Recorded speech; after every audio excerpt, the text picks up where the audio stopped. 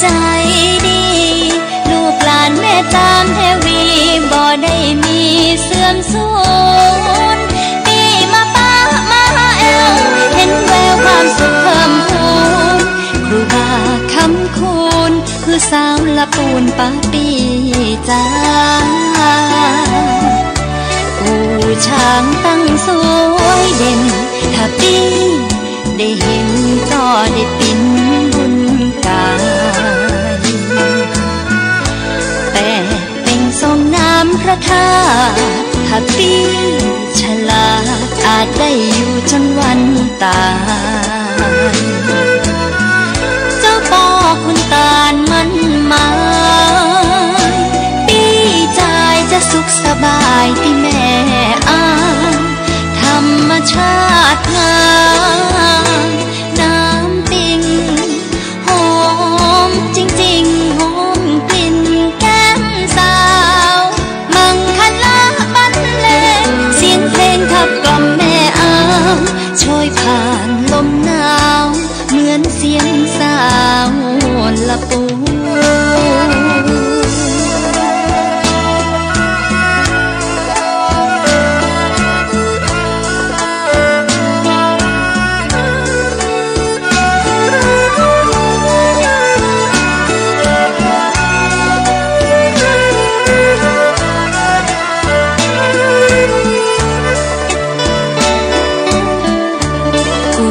ช้างตั้งสวยเด่นถ้าปีได้เห็นก็ได้ปิ่นบุญกายแต่เป็นทรงน้ำพระธาตุถ้าปีฉลาดอาจได้อยู่จนวันตายเจ้าพ่อคุณตาลมันมาปีใจจะสุขสบายที่แม่อ้างธรรมชาติงา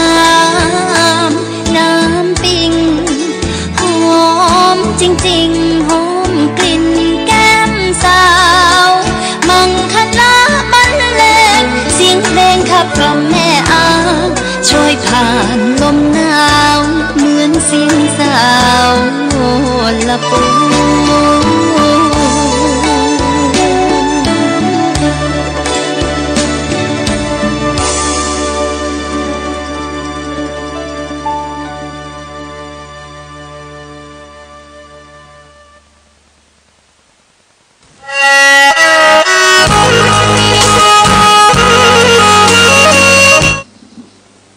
พุทธคุณวางไว้กลางกล้าวเพื่อป้องกันเหล่าไพลินสิ้นทั้งหลายธรรมคุณทูลวางไว้กลางใจเพื่อช่วยให้หูทั่วถึงชั่วดีสังฆคุณทูลไว้ในชีวิตเพื่อช่วยปิดทุกข์เป็นสุขีโดยบุญอภิวันอัญชลีสวัสดีโดยการนิรันดร์เทิน10 นิ้วกราบแนบใต้ไหวสาปารมีธรรมในครูบาอาจารย์พระมหาเถรานุเถระท่านเจ้าคณะพระสังฆาธิการทุกรูปทุกตนขอความสุขความสวัสดีในธรรมะแห่งองค์สมเด็จพระสัมมาสัมพุทธเจ้าจงมีแก่บรรดาสาธุชนท่านผู้ฟังทุกท่านที่ได้มีโอกาสเปิดวิทยุรับฟังรายการเสียงธรรม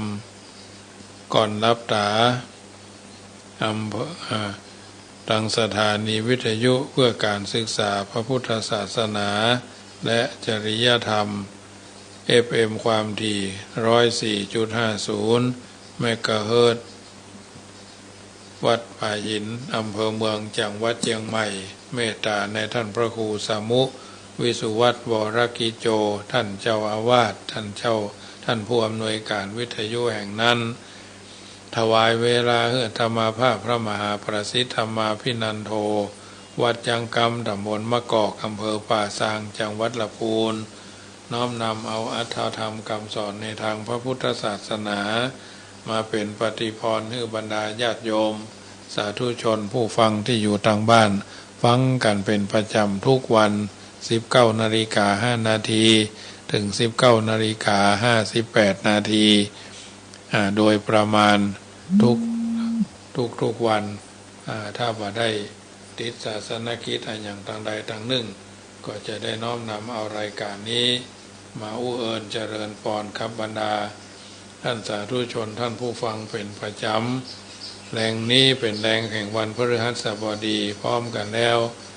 จะได้นำพาญาติโยมกราบพระไหว้พระเป็นลำดับไปเนกราบหนึ่งกราบสองกราบสามกราบสี่กราบห้าอะระหังสัมมาสัมพุทโธภะคะวาพุทธังภะคะวันตังอภิวาเทมิกราบสวากขาโตภะคะวะตาธัมโมธัมมังนัมมัสสามิกราบสุปฏิปันโนภะคะวะโตสาวกสังโฆสังฆังนามามิกราบมาตาปิตุคุณังอหังวันตามิกราบคุณูปการีวันตามิกราบพระพุทธกราบพระธรรมกราบพระสงฆ์กราบระลึกถึงคุณพ่อคุณแม่กราบระลึกถึงคุณของครูบาอาจารย์ต่อไปก็โยขันแก้วห้าโกฏากเนอโยพุทโธอันว่าพระพุทธเจ้าตนใดโลกุตตโมตนพระเสริฐอุดมกว่าหมู่สัตวโลกยานันตัญญาโนอันมีญาณปัญญาที่สุดบ่ได้สันนิสิโนนั่งอยู่แล้วดีนักบ่หวั่นไหวแต่พยาบาลนั่งเนื้อแต่วราโพธิโมเลนั่งเนื้อแต้นแก้วแทบไก่เก้าไม้มาโพตนบาเสริฐมาทีวิจัยโยไปจนแพ้สงครามอย่างใหญ่มารังยังพยามารกับสาเสนังกับดังเสนาลีโพนมารก็ได้ถึงแล้วสัมโพธิงอย่างปัญญาสัพพัญโยตายานธารัตนุใหญ่จะทำตังมวลอันว่าคาปันนามามีก็โนบน้อมไว้ด้วยกายวจีมโนตังพุทธังยังพระพุทธเจ้าตนนั่นแลโยมากะธรรมโมอันว่ามากะธรรมอันใดอันต่างกีโกอันประกอบด้วยองค์8ประการสัมมาทิฏฐิอาทิโกอันมีสัมมาทิฏฐิเป็นต้นอริยปัตโต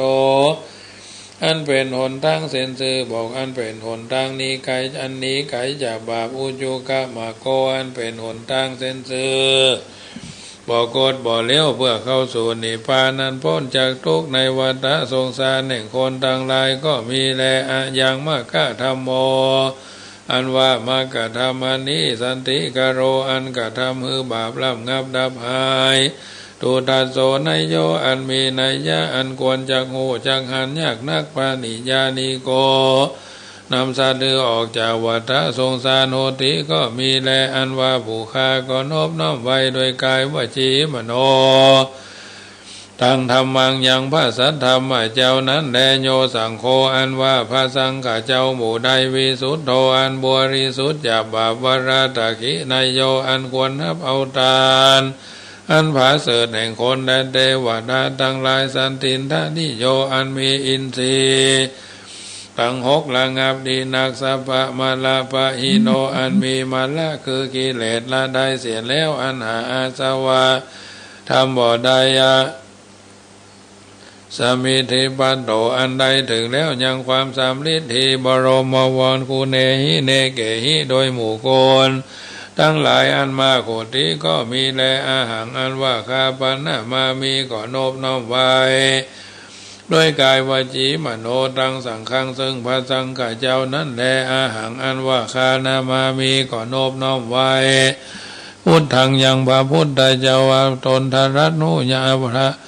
ตนทรัตนุญาอย่าทำตังมวลคุณอาสาขลันตังอันมีคุณปันดังน้ำมหาสมุทรอาหังอันว่าคานามามิก็โนบน้อมไว้ธรรมังยังพระสัทธรรมเจ้ามุนี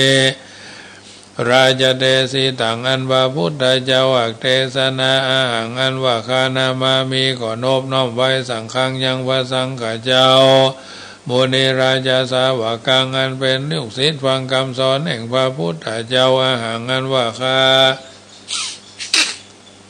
นามามีก็โนบน้อมไว้กรรมฐานะทายกายังครูบาอาจารย์เจ้าอันเป็นกรรมฐานะทายกา นิพพานามากุเทสกังอันสำแดงของแห่งนิพพานันวาขีญาอันใดบูชายังพระพุทธเจ้าตนชื่อเมตยะอันจักมาอัน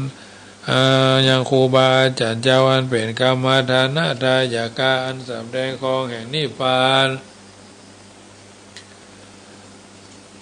พุทธปูชาอันวาขีญาอันใดปูชายังพระพุทธเจ้ามหาเถจามีเถจาอนุภาวะอันมากธรรมปูชาอันวาขีญาอันใดปูชายังพระสัทธรรมเจ้ามหาปัญญามีปัญญาอันมากสังฆปูชาอันวาขีญาอันใดปูชายังพระสังฆเจ้ามหาโภคา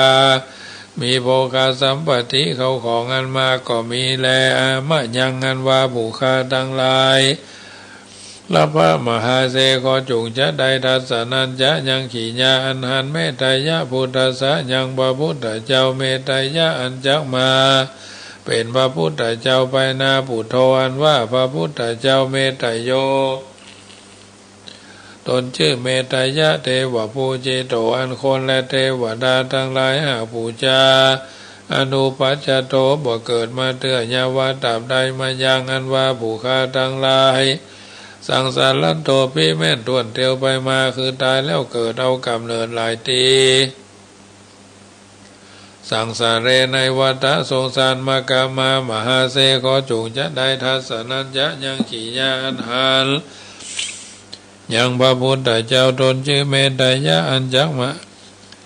นามอบายเยนายาทุกติคือนรกเป็นเปรตเป็นสัตว์เดรัจฉานยาวาตับใดอิมินาตุปาภูภาราชาการวะกัมเมนาด้วยกรรมอันใดปูชาการวะด้วยรูปด้วยเทียนเข้าต่อดอกไม้อันนี้เธอนิพพานาปัจจโยจงเป็นปัจจัยกำจูหือใดนิพพานโนตุจงมีโนแก่ผู้ฆ่าทั้งหลายเที่ยงแท้แด่เธอนะโมตัสสะภะคะวะโตอะระหะโตสัมมาสัมพุทธัสสะนะโมตัสสะภะคะวะโตอะระหะโตสัมมาสัมพุทธัสสะนะโมตัสสะภะคะวะโตอะระหะโตสัมมาสัมพุทธัสสะพุทธังสรณังกัจฉามิธัมมังสรณังกัจฉามิสังฆังสรณังกัจฉามิทุติยัมปิพุทธังสรณังกัจฉามิทุติยัมปิธัมมังสรณังกัจฉามิทุติยัมปิสังฆังสรณังกัจฉามิตติยัมปิพุทธังสรณังกัจฉามิทุติยัมปิธัมมังสรณังกัจฉามิทุติยัมปิสังฆังสรณังกัจฉามิตติยัมปิพุทธังสรณังกัจฉามิตติยัมปิธัมมังสรณังกัจฉามิตติยัมปิสังฆังสารนังกัจจามิสารนากามานังพุทโธสัพพัญโยทยานโนธัมโมโรกุตโลนาวาสังโฆมาคาปะระโถจาอิเจตังรัตนาตยังเอตัสสะอนุภาเวนะสัพพะอันตรายโยวินาสันตุโนยัสสานุภาวะโตยะขาเนยัสสานุสารเนนะปิอันตาลิเกปิปานิโนปฏิทามาติคาจันติภูมิยังวิยาสัพพะสัพพุปัตตวาจารัมหาจักขโจราภิสัมภวะขณานาจามุตตานังปริตันตาภนามาเเอวเมสุตังเอกังสมัยยังภควาสาวัติยังวิหารติเจตวันเนอนาถาปิณิกัสสะอาลาเมตระโขภควาภิกขุอามันเตสิภิกขโวติปทันเตติเตภิกขุภควะโตปัจจโสสงภควาเอตตะโวจาภูตาภูพังภิกขเวเทวาสุรสังฆโมสัมมุปยุลาโหอาโหสีอัตถโขภิกขเวสโกเทวาตมินโทอาเทเวตาวติงเสอามันเตสิสเจมาลิสาเทวานังสังฆามคตานังอุปจายาปยังวาจัมพิตาตังวโรมะหังโสวามะเมวตัสสะเบงสมัยเยตัจขังอุโลกายธรรมมังหิโวตัจขังอุโลกายตังยัมภวิสติพยังวาจัมพิตาตังวโรมะหังโสวาโสปะหิยิสติโนเจเมทัจขังอุโลกายธาอัฏฐปัจจปฏิสเดวราชสาตัจขังอุโลกายธาปัจจปฏิสาหิโวเดวราชสาตัจขังอุโลกายตังยัมภวิส สติพยังวาจัมพิตตังวาโรมหังโสวาโสปะหิยิสติโนเจปจาปฏิสวะเดวะปฏิสะเดวะราชสะตจักขังอุโลกายทาอัฏฐาวารุณสะเดวะราชสะตจักขังอุโลกายทาวารุณสะหิโวเดวะราชสะตจักขังอุโลกายตังยัมภวิสติพยังวาจัมพิตตังวาโลมหังโสวาโสปะหิยิสติโนเจวารุณสะเดวะราชสะตจักขังอุโลกายทาอัตถาอิสานาสะเดวะราชสะตจักขังอุโลกายทาอิสานาสาหิโวเดวราชสาตจักขังอุโลกายตังยัมภวิสติพยังวาจัมพิตตังวาโลมหังโสวาโสปะหิยิสติติตังโขปนาภิกเวสกัสสวะเดวานามิตัสสะตจักขังอุโลกายตังปัจจาปฏิสวะเดวราชสาตจักขังอุโลกายตังปารุณสวะเดวราชสาตจักขังอุโลกายตังอิสานาสวะเดวราชสาตจักขังอุโลกายตังยัมภวิสติพยังวาจัมพิตตังวาโลมหังโสวาโสปะหิเยตาภิโนปิปะหิเยตาตังกิสาเหตุตถาคโตหิภิกขเวเดวานามินโตอวิตระโคอวิตโตโสอวิตโวโหภิรุจัมพีอุตราสีปรายิติอาหันจะโหภิกขเวเอวังวะธามิสเจตุมากังภิกขเวอารัญญคตานังวาลุขะโมระคตานังวาสุญญาคตาคตานังวาอุปจัยยะพยังวาจัมพิตตังวาโรมหังโสวามะเมวะตัสสะมิงสมาเยอโนตสรายธาอิติปิโสภะคะวะอะระหังสัมมาสัมพุทโธวิชาจารณะสัมปันโนสุขโตโรกาวิโตอนุตตโรปุริสัทธัมมาสารติสัทธาเทวมนุษย์สานังพุทโธภควติมามังหิโวภิกขเวอนุสรตังยัมภวิสติพยังวาจัมพิตตังวาโลมหังโสวาโสปะหิยิสติโนเจเมตทัโนเจมังอนุสรายธาอัตถธรรมังอนุสรายธาสวากโตภควตาธัมโมสันทิฏฐิโกอากาลิโกเอหิปัสสิโกโอปนายิโกปัจจตังเวทิตาโพวิญโยหิติธัมมังหิโวภิกขเวอนุสรตังยัมภวิสติพยังวาจัมพิตตังวาโลมหังโสวาโสปะหิยิสติโนเจธัมมังอนุสรายธาอัตถสังฆังอนุสรายธาสุปฏิปันโนภควโตสาวกสังโฆอุจุปฏิปันโนภควโตสาวกสังโฆยายาปฏิปันโนภควโตสาวกสังโฆสามีจิปฏิปันโนภควโตสาวกสังโฆยะติตังจัตตาริปุริสายุคานิอัตถปุริสาภุคลาเอสาภควโตสาวกสังโฆอาหุนายโยปะหุนายโยตักขินายโยอัญจลิกาลานิโยอนุตตรังปุญญเกตังโลกัสสติสังฆังหิโวภิกขเวอนุสรตังยัมภวิสติพยังวาจัมพิตตังวาโรมหังโสวาโสปะหิยิสติตังกิสาเหตุตถาคโตหิภิกขเวอรหังสัมมาสัมพุทโธวิตาระโควิตาโตโสวิตาโมโหวิตาโมโหอภิโรอาจัมปิอนุตตราสีอปารายิติอิตามโวจะภควา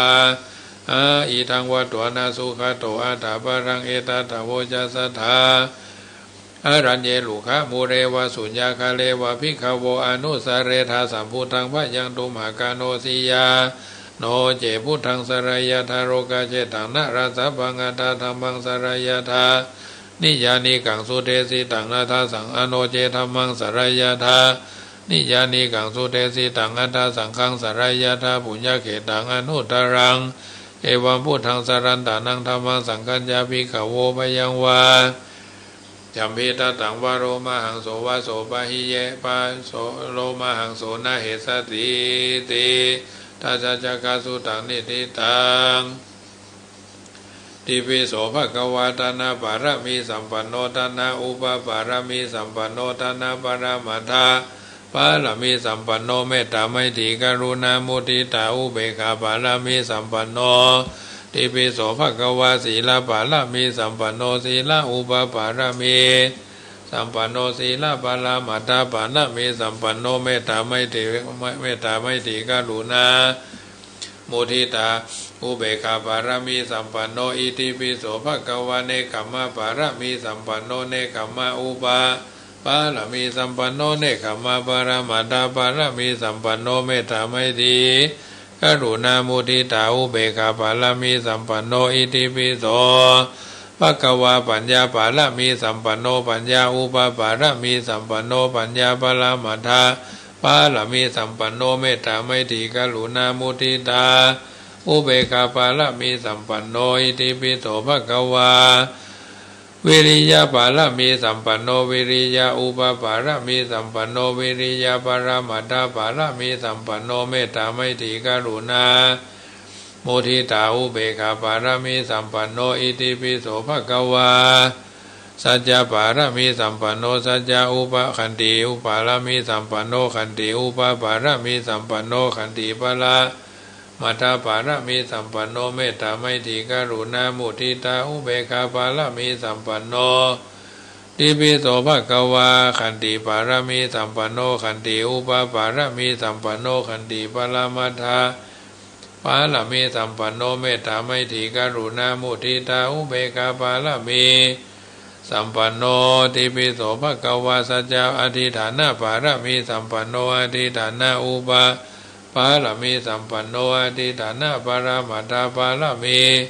สัมปันโนเมตตาไม่ถีกรุณามุทิตาอุเบกขาปาระมีสัมปันโนติปิโสภควาปัญญาเมตตาปาระมีสัมปันโนเมตตาอุปปาระมีสัมปันโนเมตตาปรามาทา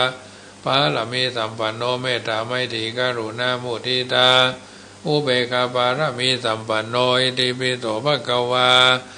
อุเบกขาปาระมีสัมปันโนอุเบกขาอุปปาระมีสัมปันโนอุเบกขาปรามาทาปาระมีสัมปันโนเมตตาไม่ถีกรุณามุทิตาอุเบกขาปาระมีสัมปันโนอิติปิโสภควาทัสสะปาระมีสัมปันโนทัสสะอุปปาระมีสัมปันโนทัสสะปรามาทาปาระมีสัมปันโนเมตตาไม่ถีกรุณามุทิตาอุเบกขาปาระมีสัมปันโนอิติปิโสภควาทัสสะปาระมีสัมปันโนทัสสะอุปปาระมีสัมปันโนทัสสะปรามาทาปาระมีสัมปันโนเมตตาไม่ถีกรุณามุทิตาอุเบกขาปาระมีสัมปันโนโสภควาอิติปิอาหังสุขิโตโหมิอาหังอเวโรโหมิอาหังอปยาปโจโหมิอาหังอนิโคโหมิอาหังสุขีอัตตานังปริหารามิ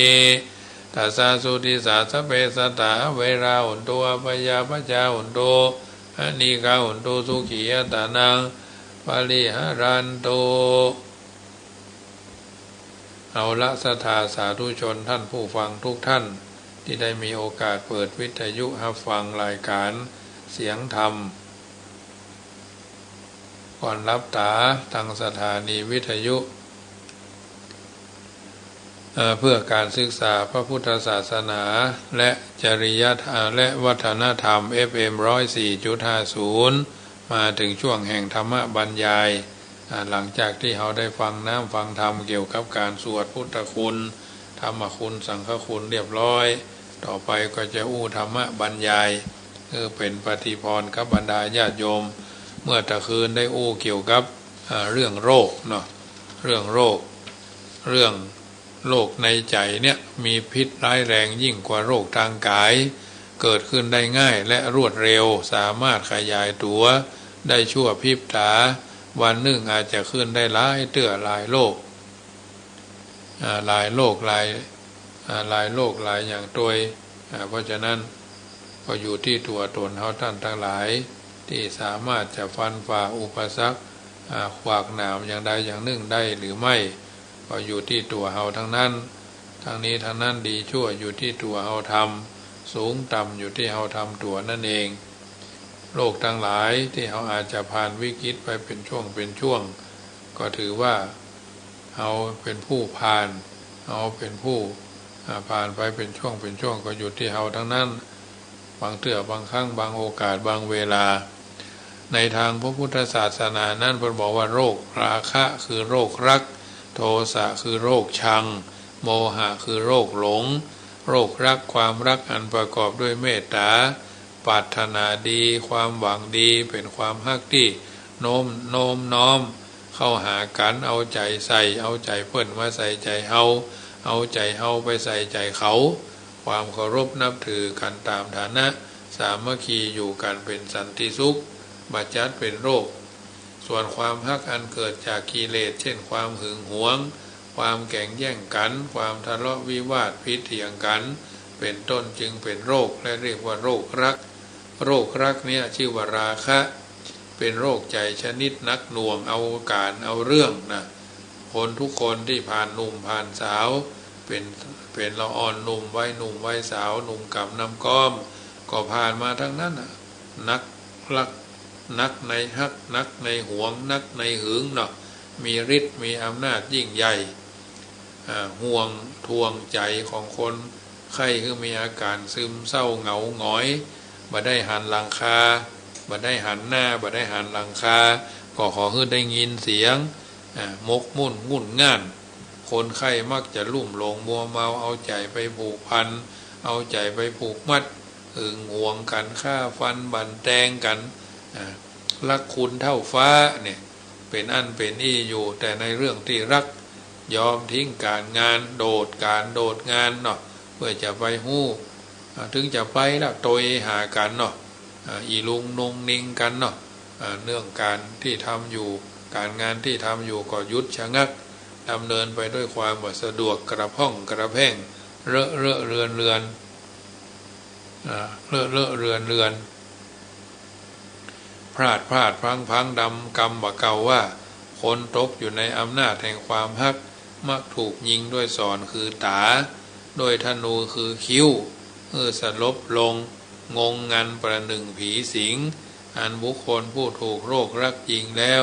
แม้จะทรงไว้ซึ่งอำนาจมียศมีเกียรติย่อมสมบูรณ์ด้วยสิ่งต่างๆเหล่านี้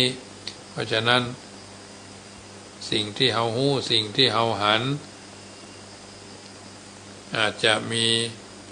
แม้จะทรงไว้ซึ่งอำนาจยศสมบูรณ์ด้วยทรัพย์สินสริงคารเพียบพร้อมด้วยคุณงามความดีมีความเป็นไทยแก่ตนทุกอย่างแต่ถึงกันนั้นก็หาพ้นจากอำนาจแห่งความฮักไม่เพราะฉะนั้นความฮักไปบ่ได้ใจมดความเป็นไทยตกเป็น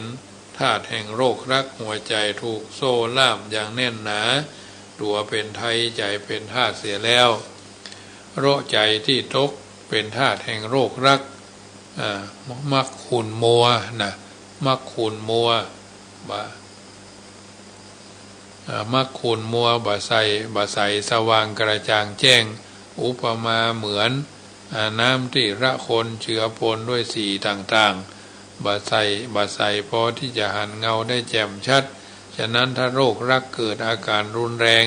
ลุกเป็นไฟเริงร้อนโรคเรียกว่าราคะคิไฟคือราคะเผาใจให้กรัดกุ้มรุ่มร้อนกระวนกระวายเผาร่างกายให้สุดโทรมลงโรครักเนี้ยเมื่อเกิดขึ้นในใจแล้วโรคจำพวกบริวารเช่นความโลภอยากจะได้ในทางชั่วความเห็นแก่ตัวเห็นแก่ได้โลภอำนาจวาสนาโลภทรัพย์สมบัติโลภอาหารการกินเฉพาะอย่างยิ่งโลภกามคุณเป็นโรคมกมุ่นมึนเมาในความฮักมักใฝ่ทะเยอทะยานบำรุงบำเรอตนจนเกินส่วนมีการรื่นเริงในการเล่นเต้นรำทำเพลงจนเหลิงกินบ่เป็นเวลานอนบ่เป็นเวลามัวเพลิดเพลินลุ่มหลงงงงวยจนใจฟุ้งซ่านบ่สบายเดือดร้อนตึงกายตึงใจคนเป็นโรคเพราะกามคุณมีอยู่นักแม้ตายในเรื่องกามคุณก็นับไม่ถ้วนเป็นต้นต่อมาก็โรคชังหรือว่าโทสะเป็นโรคใจชนิดดุร้ายเหี้ยมโหดอันเกิดจากความขัดเคืองความขัดเคืองขุ่นแค้นเป็นไฟที่เร่าร้อนเรียกว่าโทสักขิไฟคือโทสะเมื่อเกิดขึ้นย่อมเผาใจกระกุ้มรุ่มร้อนแสดงถึงอาการถึงผิวพรรณความดันโลหิตสูงหน้าตาแดงกร่ำปากบ่เป็นถ้อยบ่เป็นกำรุนแรงปากบิดปากเบี้ยวค ขู่ตวาดด่าแจ้งจักหักกระดูกปูพื้นสิ้นพื้นผ้าใช้อวัยวะโชคต่อยบุบตีฟันบั่นแตงจนกระทั่งมีอาวุธเข้าตีฟันบั่นแตงจนถึงล้มหายตายจากเป็นคดีความขึ้นลงขึ้นศาลติดขักติดขอกติดขังกันไปบุคคลผู้เป็นโรคจังกล้าจนระงับบ่อยู่โทสะนั้นจนกลายเป็นอาวุธทำลายให้เจ็บช้ำน้ำใจปวดร้าวไปทั่วคุมขนชุมชนโลหิตทุกหยาดเส้นประสาททุกสายจะกลายพิการเสียกำลังกำทั้งมีหน้าตาเหี้ยมเกรียมเผาร่างกายฮือโทรมเร่งฮือแก่และทอนฮืออายุฮือสั้นโทษที่หันง่ายๆก็คือเจ็บขายหน้าถูกฟ้องถูกปรับและถูกจองจำทำโทษติดคุกติดตารางแถมยังนึ่งความชั่วอย่างอื่นที่เป็นบริวารของโทสะโรคจังก็จักประดังเข้ามาเช่นความโกรธความผูกโกรธความพยาบาทอาฆาตจองเวรเป็นต้นโรคหลงมีชื่อว่าโมหะเป็นโรคใจประเภทคลุมเครือทำให้คนไข้เพ้อหลงไหลงมงายบ่ฮู้จักพิษชอบชั่วดีบ่ฮู้คิดที่ควรทำและบ่ควรทำซ้ำยังเป็นปัจจัยให้หลงรักหลงชังเป็นเมฆหมอกมาบดมาบังปัญญาคือมืดมัวโลกหลงนี้ย่อมเป็นไฟร้อนรุ่มอยู่ภายในเรียกว่าโมหะคิไฟคือโมหะเพราะเผาใจคือร้อนระอุอยู่ภายในครอบงำจิตใจคือมืดมัวฟ้าฟางพอบาหันเป็นทางความจริงเป็นทางแห่งความจริงได้เมื่อโรคหลงมีในใจไผ่คนใดคนหนึ่งแล้วโรคที่เป็นบริวารก็จะได้ช่องเข้ามาแทรกแซงเช่นอิจฉาริษยามีลักษณะห่วงความดีเมื่ออ่านคนอื่นได้ดิบได้ดีก็อยู่บ่ม่วนเป็นดิ้นดอดเด็ดนะและมีอาการน้อยเนื้อต่ำใจตนด้อยกว่าคนอื่นพ่องแล้วทนอยู่บ่ได้ต้องดิ้นรนหาอุบายตัดรอนความดีเรื่อยไปโดยหารู้ไม่ว่าการใช้ความริษยายิงคนอื่นแล้วตัวเองต้องได้รับบาดเจ็บอย่างสาหัสสากันเอาบาดใจน้อยเหมือนกันดังนั้นคนที่เกิดมามีส่วนประกอบอยู่สองส่วนตึงกายกับใจสองส่วนนี้ย่อมมีสิ่งที่จะทำอันตรายได้ทั้งนั้นสิ่งที่ทำอันตรายแก่ร่างกายเพิ่นห้องว่าโรคเปิดห้องว่าโรคคือสระโอรอเรือคอควายโรคแต่ที่ทำอันตรายแก่จิตใจเรียกว่ากิเลสอันว่ากิเลสนั้นมีมากมายจนมีคำพังเพยว่ากิเลสปันห้าตัณหา108กิเลสปันห้าตัณหา108เป็นต้นแต่เพื่อความเข้าใจง่ายกิเลสนั้นเมื่อกล่าวให้สั้นก็มีอยู่3พวก1กิเลสที่ทำให้ใจหิวโหยอยากได้บ่ฮู้จักพอจัดเป็นตระกูลโลภะกิเลสที่ทำให้จิตใจร้อนคิดร้ายคนอื่นจัดเป็นตระกูลโทสะกิเลสที่ทำให้จิตใจลุ่มหลงงมงายจัดเป็นตระกูลโมหะโรครักโรคชังโรคหลงพร้อมด้วยโรคที่เป็นบริวารย่อมเป็นโรคที่ร้ายแรงจะต้องเยียวยารักษาด้วยยาคือพุทธโอสถเช่นโรครักจะต้องใช้สติกำกับจิตใจบ่ให้รู้อำนาจแก่ความรักแล้วใจปัญญาพิจารณาผลได้ผลเสียโรคโลภจะต้องมีสันตุถีความพอใจในสิ่งที่ตนมียินดีในสิ่งที่ตนได้มาแสวงหาแต่ในสิ่งที่ตัวชอบอยู่ในกรอบเขตแห่งศีลธรรมโลกชังจะต้องมีคุณธรรมคือเมตตาความรักความปรารถนาดีมีกรุณาความสงสารเป็นที่ตั้งหวังดีมีใจอยากจะให้ดีมีความสุขอยากจะให้คนที่มีทุกข์พ้นทุกข์มีสุขวัฒนายิ่งขึ้น จึงควรแผ่เมตตาเป็นนิดเพื่อให้จิตใจเยือกเย็นโลกหลงจงใจปัญญากล่าวคือพยายามเพิ่มพูนปัญญาในใจของตนด้วยการค้นคิดการอ่านการฟังการเรียนการศึกษาการฝึกฝนอบรมเมื่อปัญญาเกิดขึ้นแล้วโมหะย่อมดับไปเองเมื่อคนเฮาใช้พุทธโอสถธรรมโอสถรักษาใจให้หายขาดแล้วใจย่อมมีอนามัยเป็นใจเย็นสงบราบเรียบเป็นอิสระมีกำลังเข้มแข็งเป็นตัวของตัวเองเป็นใจควรแก่การงานอาถรรพ์ร่าเริงความจริงอนามัยของใจก็คือกำลังใจเนี่ยเป็นกำลังใจ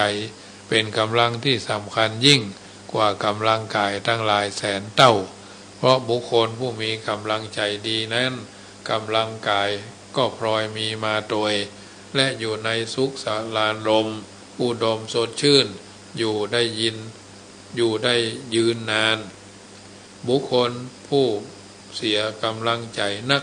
ย่อมมีความเป็นอยู่ยากลำบากชีวิตอับเฉาเจ้าจุกทุกข์ร้อนและทอนอายุฮือสั้นลงเป็นต้นดังนั้นการที่เฮาท่านทั้งหลายผู้มีอนามัยทางกายอนามัยทางใจสมบูรณ์พอหันความสำคัญของความมีอนามัยได้พร้อมใจกันมาบริจาคทรัพย์สมทบทุนสร้างวัดแปลงวาสร้างสาธารณประโยชน์เกิดกับวัดเกิดกับโรงเรียนเกิดกับส่วนรวมหมู่บ้านชุมชนนับว่าเป็นผู้มีส่วนสร้างอนามัยทางกายอนามัยทางใจกับพระเจ้าพระสงฆ์องค์สามเณรฆราวาสญาติโยมคนผู้มีฐานะต่ำต้อยด้อยกว่าเฮาถ้าพลเมืองของชาติได้สร้างหลักเกณฑ์หลักการหลักแหล่งหลักธรรมก็จะทำให้เกิดเป็นประโยชน์โสติผลเป็นมงคลแก่ผู้กระทำบำเพ็ญให้เป็นไปเป็นต้นญาติโยมสาธุชนท่านผู้ฟังทั้งหลายอันเนี้ยก็ถือว่าเป็นส่วนที่เอาจันทั้งหลายจำเป็นจะต้องอยู่กับความจริงอยู่กับความตรงอยู่กับความแท้จริงตรงแท้คือสมบัติของผู้ดีฉะนั้นเราท่านทั้งหลายถือว่าอยู่ในสังคมแห่งการอยู่ร่วมลักษณะของความจริงก็คือสัจจะก็คือไม่ใช่เล่นทำแท้อู้แท้ทำจริงอู้ทำแท้อู้แท้คิดแท้การทำเล่นอู้เล่นและคิดเล่นเป็นเหตุให้เสียความจริงจริงกับเล่นเป็นของคู่กันถ้าจะนำเอาความจริงกับความเล่นมาเป็นเครื่องเทียบกันก็จะทำให้หูคุณกล้าและเข้าใจชัดยิ่งขึ้นเช่นความรักจริงกับความรักเล่นความเป็นเพื่อนจริงกับเป็นเพื่อนเล่นบวชแท้กับบวชเล่นเรียนหนังสือแท้กับเรียนหนังสือเล่นทำงานแท้กับว่าทำงานเล่นเป็นนักการเมืองแท้กับว่าเม็ดนักการเมืองเล่นเพราะฉะนั้นบุคคลจะพอใจในความจริงเป็นคุณค่าของความจริงและเข้าใจชัดว่าความจริงคืออะไรอย่างเป็นต้นความตรงล่ะความตรงก็คือบักกดไม้คดเอาทำขอเหล็กงอเอาทำเคียวคนคดอย่างเดียวใช้การไม่ได้นะต้องกับตรงกับกดเป็นของคู่กันถ้าจะคือเปรียบกับไม้ตรงกับไม้กดราคาก็ต่างกันความนิยมก็ต่างกันคนโดยมากนิยมไม้ตรงสวยงามเรียบร้อยแปลงบ้านก็ดีแปลงแป้นปูพื้นก็เหมาะแปลงเสาก็ตรงแปลงฝาก็ดีส่วนไม้กดบ่เรียบร้อยต้องดัดหั่นดัดนี่ไม่สวยไม่งามเก้งก้างเกะกะคนก็เหมือนกันนะถ้าคนคดนี่ก็ใช้การไม่ได้นะเหล็กไม้คดเอาทำขอเหล็กงอเอาทำเขียวคนคดอย่างเดียวใช้การบ่ได้อันนี้ไม่ควรจะเอามาอยู่ในผัวกดต่อเมียกดต่อผัวก็ไปด้วยกันบ่ได้ลูกลูกสาวกดต่อพ่อต่อแม่ก็ไปด้วยบ่ได้เหมือนกันนะเพราะฉะนั้นคนคดไม่สวยงามไม่เรียบร้อยสัจจะความตรงเนี่ยมีแยกออกเป็นสอง ตรงต่อคนเรียกว่าซื่อตรงตรงต่อระเบียบวินัยเรียกว่าเที่ยงตรงนะซื่อตรงกับปัจจว่าซื่อจนเซ่อนะญาติโยมทั้งหลายเนี่ยสัจธรรมท่านกล่าวเอาไว้อันที่สามก็คือแท้คือบ่ปลอมบ่ปลอมบ่ปนบ่เทียมบ่กลับกลายความแท้เนี่ยศึกษาได้ง่ายของภายนอกเช่นเงินแท้เงินปลอมทองแท้ทองปลอมมิตรแท้มิตรเทียมพระแท้พระปลอมเป็นต้นบุคคลต้องนิยมเงินแท้ทองแท้และพระแท้อย่างแน่นอนลักษณะแห่งสัจจะก็คือความจริงความตรงความแท้ถึงสามประการเนี่ยย่อมเป็นไปในลักษณ์สองประการดังพุทธบัญหารที่ท่านกล่าวเอาไว้เป็นข้อเตือนจิตตะกี้ใจว่าสัจเจอัตเถจะธรรมเมจะอหุสันโตปฏิทิตาสัจเจอัตเถจะธรรมเมจะสันโตปฏิทิตาสัตตบุรุษคนดีทั้งหลายตั้งมั่นอยู่ในความซื่อสัตยะที่ทั้งที่เป็นอัตและเป็นธรรมญาติโยมสาธุชนท่านผู้ฟังทั้งหลายอัตก็คือสิ่งที่ประโยชน์ธรรมก็คือสิ่งที่ทำเพื่อเป็นประโยชน์เช่นเดียวกันเกิดประโยชน์ทั้งนั้นสมคุณสมค่าเพิ่นจึงบอกว่าบางสิ่งบางอย่างต้องเพียรพยายามจนกว่าจะสำเร็จไปได้เพิ่นจึงบอกเอาไว้เป็นประจำสม่ำเสมอเอาไว้ว่าคนเฮามนุษย์ในโลกสับสนเกิดมาเป็นคนบนผืนโลกล่าเฮามีความตายรออยู่ตั้งหน้าบ่มีไผมาล่วงพ้นแล้วแต่บุญกรรมจักนำซ้ำซ้นไผบ่หลีกพ้นสักลายวันเกิดเฮาฮู้บ่แน่วันตายมนุษย์หญิงใจเหมือนกันจูผู้เมื่อยังบ่ตายชีวิตต้องสู้หิหาเลี้ยงดูปากต้องเป็นทุกข์ใหญ่หลวงมีบ่วงจ้องก้องมาหวั่นเกี่ยวข้องพัวพันบ่ได้บรรลุถึงอรหันต์เพราะบ่วงมาปันติดหวันโลกกว้างบ่วงฮักลูกหลานวงวานรอบข้างบ่วงฮักเมียแปลงร่วมชิดบ่วงฮักสมบัติมัดแน่นหนาชิดนายันหลงกึดว่าอันของกูให้นาป่าตั้งตึกรามสวยหรูบ่ได้กึดดูฮื้อหู้ที่แจ้งเป็นตัวตัณหาเข้ามาเตื่อมแท่งบ่กึดก่อยแยงที่จันบ่ใจของไผคนใดทั้งนั้นอย่าหลงยึดมั่นมัวเมาเป็นของสมมุติของเฮาของเขาตายแล้วบ่เอาไปตัวตายแล้วก็เอาไปตัวบ่ได้แม้นศพซากตัวก็เอาคนเอาเผาไหม้บ่เหลืออันใดเคินข้าง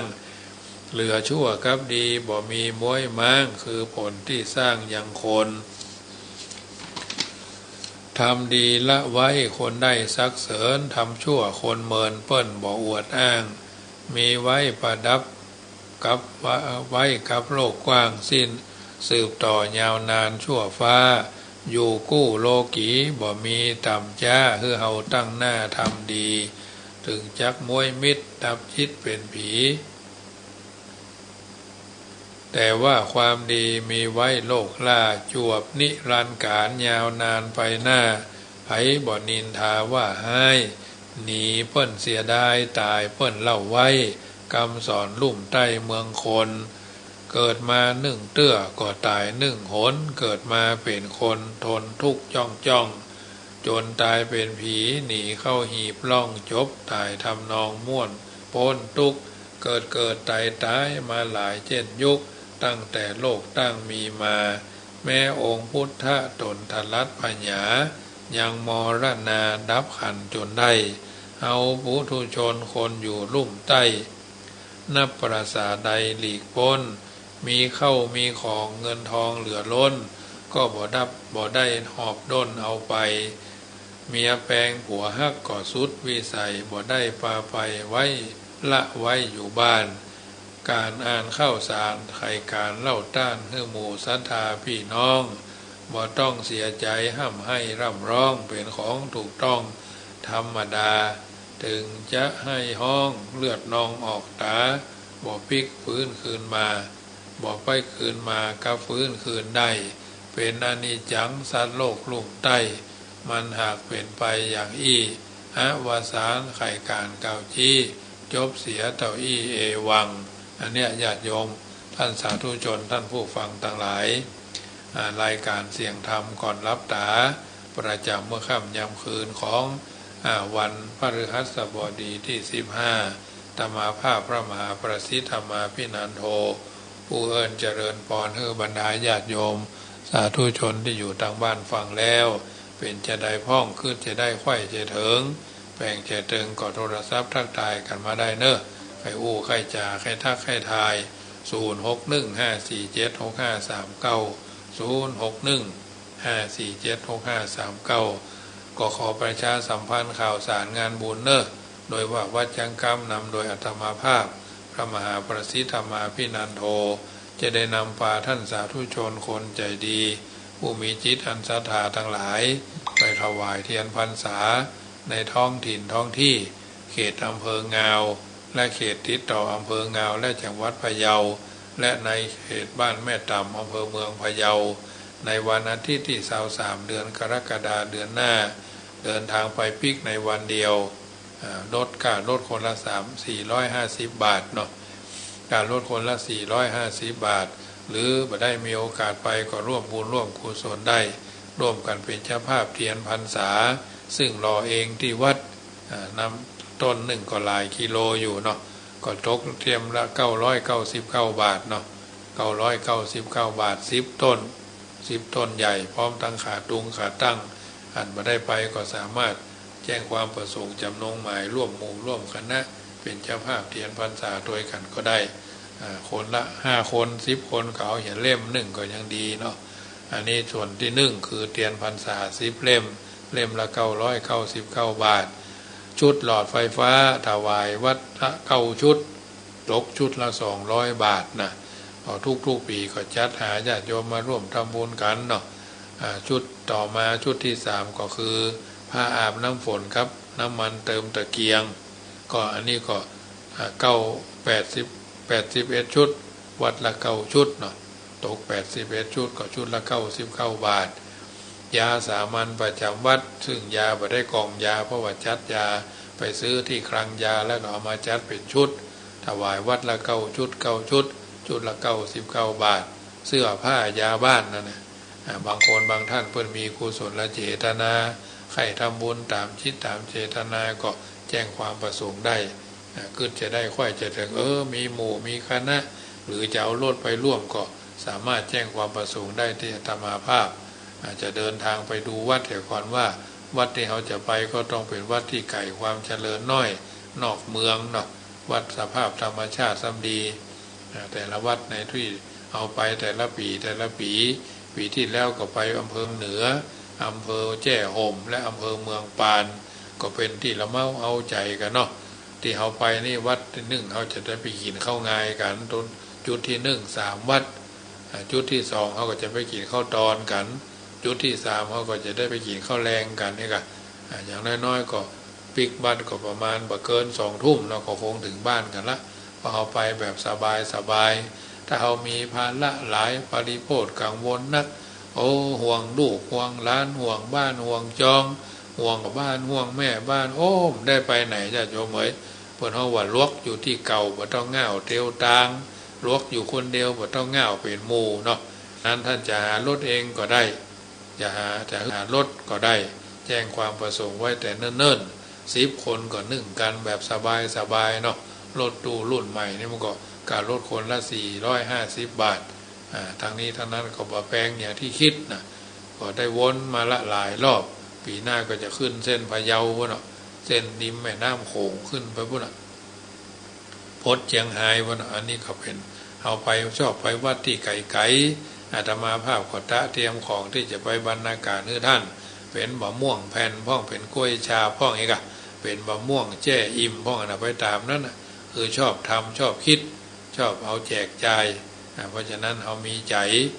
มีเมตตากรุณามุทิตาพอสมควรนะมีใจอบอ้อมอารีท่านมีโอกาสก็ไปร่วมกินร่วมทานกันบางคนก็ไปปีเว้นปีบางคนก็ไปกู้ปี บางคนก็ล้มหายตายจากไปบ่ได้ละปิกบ้านเก่าไปอย่างก็มีทีนี้เมื่อเขายังมีชีวิตเขาก็หากำไรคือชีวิตทุกคนบ่จะว่ามีสตางค์หรอกสตางค์400 บาทถ้าเขาไปคนเดียวได้ก่อเราต้องคิดหลายๆอย่างเพิ่นเขาบอกประเมินวิพากษ์ด้วยนะไต่ตรองสตางค์400เขาจะไป9 วัดมันไปปอเนาะถ้าเขาไปเป็นหมู่เป็นคณะนกกระจิบนกกระจาบมันลุดจากบ่วงนายพรานเพราะมันจ้วยกันบินดึงเอาแห่นายพรานมาพ้นจากการโดนจองจำค่ำค่าเนาะอันนี้ก็แจ้งให้บรรดาญาติโยมทั้งหลายได้ทราบเนอะมีโอกาสก็ไปกินไปทานโดยกันวันที่23 กรกฎาคมเดินทางไปถวายเทียนพรรษาท้องถิ่นท้องที่อำเภองาวเขตติดต่ออำเภองาวและพะเยาและจุดที่วัดแม่ตามอำเภอเมืองพะเยา9 วัดวันเดียวไปกลับในวันเดียวการถคนละ450 บาทน้อมเอิญเจริญพรกันเนอะอึดจะได้ไข่ใจถึงแบ่งใจเติงมีโอกาสก็ไปกินไปทานกันได้เอาละญาติโยมอยู่ทางบ้านทาง104เป็นจะได้พ่องอยู่ทางเชียงใหม่ฟ้าฝนวันนี้แดดวันค่ำในตากมะม่วงยังแขวนน้อยมะม่วงแตะมะม่วงแผ่นขนยาวไปน้อยก็พอดีอยู่เนาะ2-3 วันที่ผ่านมาตกวันค่ำก็ทำให้มะม่วงแผ่นขึ้นเสียหายไปหลาย10 ถาดในทางนี้ก็จะได้เอาไปแจกงานทำบุญถวายเตียนนั่นแหละเพราะฉะนั้นคือจะได้ค่อยจะถึงโทรกันเข้ามาเนอะมาได้โทรก็บ่เป็นหยังญาติโยมก็ถือว่าเป็นส่วนที่ได้ฟังธรรมะอันเป็นคำสอนบางท่านก็บ่กล้าโทรบางท่านก็กลัวถูกถามหรืออาจจะเข้าใจกันหมดนะก็เป็นอย่างเนาะเพราะฉะนั้นถือว่าได้มีโอกาสร่วมด้วยช่วยกันท้ายที่สุดนี้อาตมาภาพ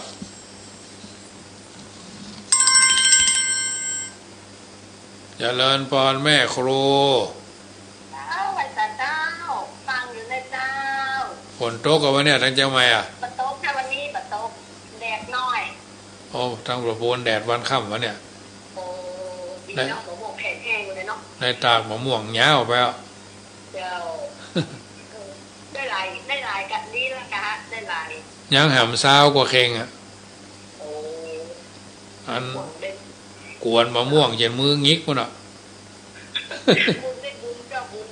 น่ากับมะม่วงก็เอาไปแจกกล้วยชาบก็เอาไปแจกนะยังพอมีเวลาเตรียมถึงเนาะจะมีเวลาเมินอยู่เจ้าสาธุเจ้าแม่จันทิพย์แสงทองเจ้าดับที่แม่ไปว่าแม่ประกายน่ะเก็บข้าวหลักได้วันกันนาเก็บของได้550ก็เลิกลบบ้างก่อนเขาจะสั่งมาเดี๋ยวนะเจ้ามีงานก่ะเดี๋ยวให้ดูใกล้จะปวดหมุนเลยก่อนแดดก่อนกำลังแดดมาได้2 แดดมาเนี่ยเจ้าโมทนาเนอ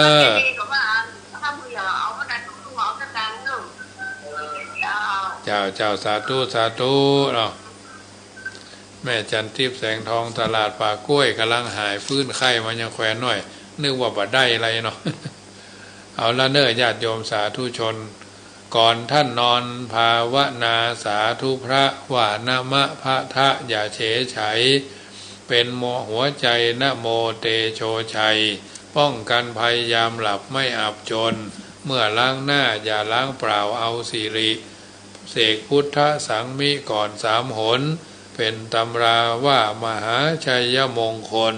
ทิพมนต์คุ้มกันอันตรายจะจากเรือนคันใครไกลที่อยู่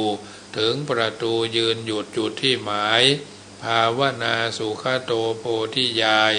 แล้วผันผายได้พิพัฒน์สวัสดีอีกจะพระกะสะปะธมัง